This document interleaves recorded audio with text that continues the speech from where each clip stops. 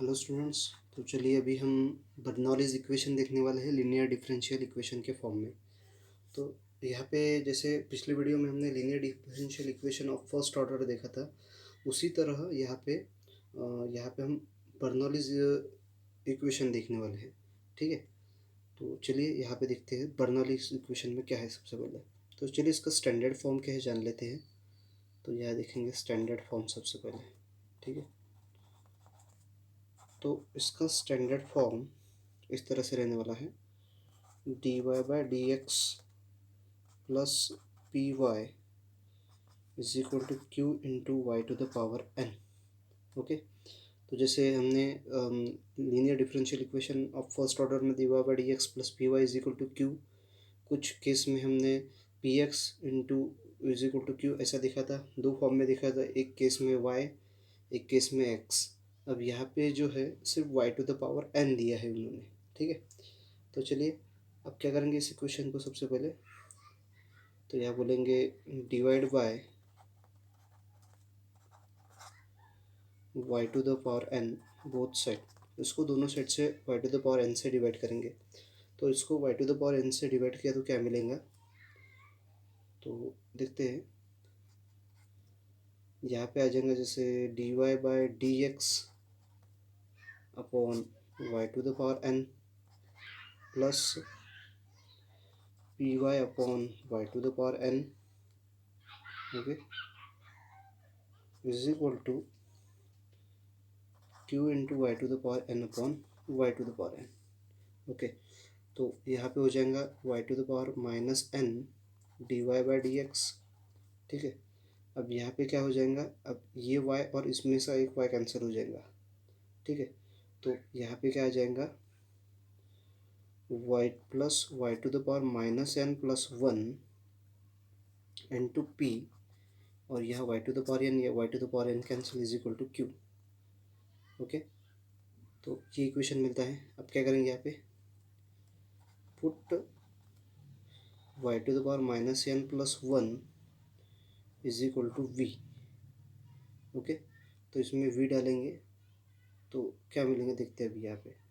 तो हाँ, सबसे पहले क्या करेंगे, इसको डिफ्रेंशिएट करेंगे। ठीक है, तो इसको सबसे पहले इक्वेशन नंबर 1 बोल देते हैं। ठीक है, और ये जो टर्म है इसको डिफ्रेंशिएट करेंगे। तो यहाँ क्या आएगा, डिफ्रेंशिएट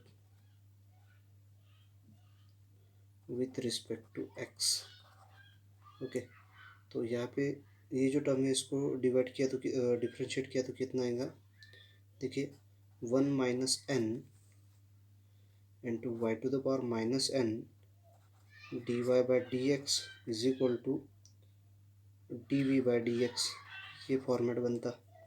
ठीक है, अगर इसको इम्प्लाइज किया तो क्या आ जाएगा, देखिए y to the power minus n d y by d x. Okay, और ये वन माइनस एन, ये जो टर्म है इस साइड में लिखेंगे तो यहाँ मिलेगा मुझे 1/1 - n into d v by d x, इस फॉर्मेट में।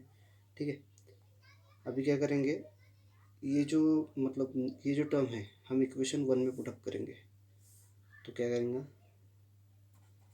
Put all put values in equation 1 we get. तो इक्वेशन 1 में वैल्यूज पुटअप करेंगे जो भी हैं, जैसे y to the power minus n d y by d x है तो इसमें पुटअप करेंगे 1 minus n into d v by d x. और यहाँ पे जो है v पुटअप करेंगे तो क्या मिलता दिखते हैं यहाँ पे। तो यहाँ बोलेंगे 1 इम्प्लाइज दैट, तो देखिए क्या आ जाएगा 1/1 minus n into d v by d x plus, अब y to the power minus n plus one की जगह v पुटअप करेंगे तो यहाँ का क्या आ जाएगा, plus v into p is equal to q. ये टर्म मिलता है। ठीक है, तो इस तरह से इक्वेशन मिला है। ठीक है, अभी क्या करेंगे इसमें, यहाँ पे अपने को ये 1 माइनस एन ये टर्म कैंसिल करनी है तो इसको मल्टीप्लाई करेंगे, multiply 1 minus n both side we get, अगर हमने दोनों साइड से 1 माइनस एन से मल्टीप्लाई किया तो अपने को क्या मिलेगा। तो चलिए मल्टीप्लाई करेंगे तो क्या होगा यहाँ पे, देखते हैं यहाँ पे, देखिए 1 minus n multiply 1 minus 1 upon n minus 1 into d v by d x, ठीक है, प्लस क्या आ जाएगा इधर 1 minus n into v into p is equal to q into 1 minus n, ठीक है। तो क्या हो जाएगा, ये 1 माइनस एन, ये 1 माइनस एन कैंसिल हो जाएगा, तो इधर बचेगा d v upon d x plus यहाँ पे आता 1 minus n into v p is equal to q into 1 minus n. तो इस तरह से यहाँ पे अपने को इक्वेशन मिलता है, ठीक है।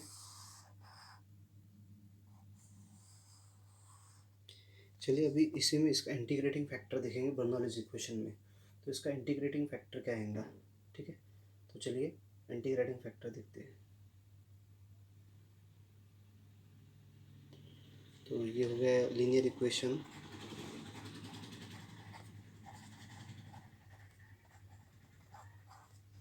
We with integrating factor. तो इसका इंटीग्रेटिंग फैक्टर क्या बनने वाला है देखते हैं। I F is equal to e to the power integration of 1 minus n p dx, okay. और इसको हम इसके फॉर्मेट भी जैसे लिख सकते हैं, अगर कभी मान लीजिए 1 माइनस एन अगर बाहर लिया तो क्या बचेगा यहाँ पे e to the power 1 minus n into integration of p d x, okay. ये हो गया अपना आई एफ। और इसका कंप्लीट सॉल्यूशन देखते हैं अभी। कंप्लीट सॉल्यूशन, तो इसका कंप्लीट सॉल्यूशन किस तरह से आने वाला है, जैसे यह आएगा v into i F is equal to, तो क्या बनेगा है integration of q into i f into d y plus c, ठीक है। तो चलिए अभी इसका पूरा वैल्यू डाल देंगे। तो v इंटू अपना इंटीग्रेटिंग फैक्टर क्या था, e to the power 1 minus n into integration of p d x is equal to integration of, अब यहाँ पे इंटीग्रेटिंग फैक्टर है तो ये इस तरह से आने वाला है। तो यहाँ पे एक 1 माइनस एन का टर्म डालना चाहिए था हमने, तो 1 माइनस एन का भी टर्म आएगा यहाँ पे, ठीक है। तो ये इस तरह से बनेगा 1 minus n into q into integrating factor क्या है e to the power 1 minus n into integration of p d x plus c, okay, p d x plus c, इस तरह से बनता है इसका इंटीग्रेटिंग फॉर्म। तो और इसको हम दूसरे फॉर्मेट में भी लिख सकते हैं। और जैसे हमने v जो बोला था, तो v क्या है यहाँ पे y to the power 1 minus N